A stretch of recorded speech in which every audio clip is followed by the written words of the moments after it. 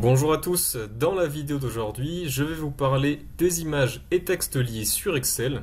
Je pense que comme moi, beaucoup d'entre vous ont déjà réalisé en entreprise ou pour d'autres occasions des tableaux de suivi pour faire du reporting.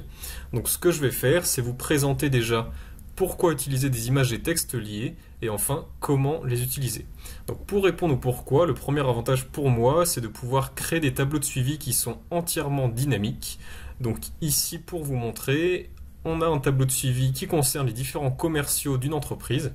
On a 4 commerciaux répartis en 4 zones différentes.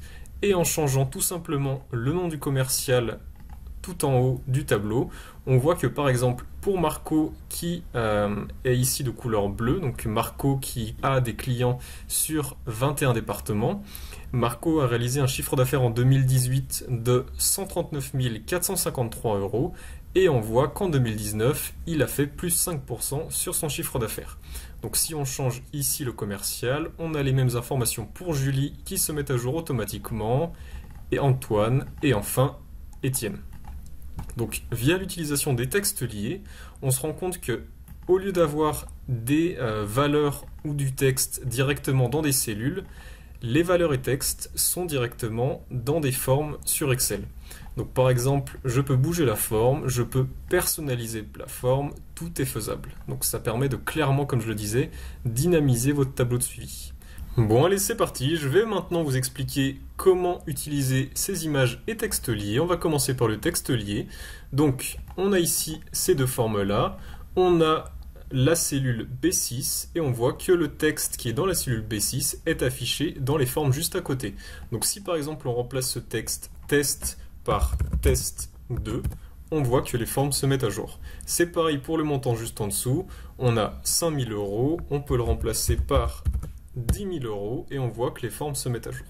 Donc pour réaliser cela, vous choisissez une cellule, donc par exemple la cellule I6, et dans cette cellule, on va par exemple écrire test. Ensuite, on va cliquer ici sur insertion et on va venir insérer une forme. Vous pouvez insérer la forme que vous voulez.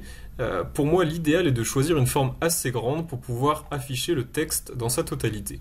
Donc on vient tracer la forme ici et ensuite on garde la forme sélectionnée.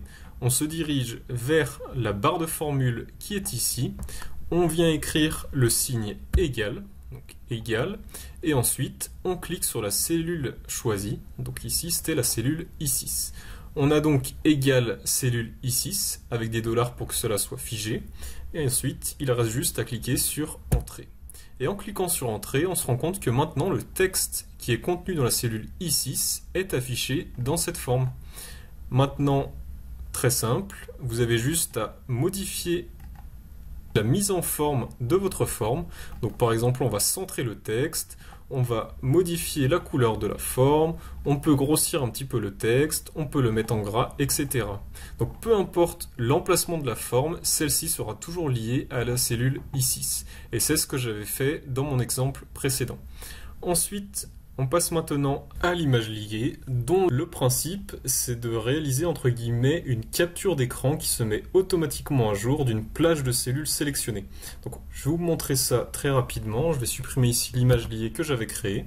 Donc pour créer une image liée, il faut que vous sélectionnez une plage de cellules que vous souhaitez lier sous forme d'image. Donc on vient sélectionner ici nos cellules.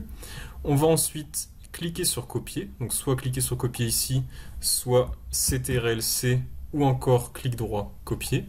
Et ensuite, on va tout simplement coller, non pas sous forme d'image, mais sous forme d'image liée. Donc ici, on a bien créé notre image liée. On voit qu'elle s'affiche ici.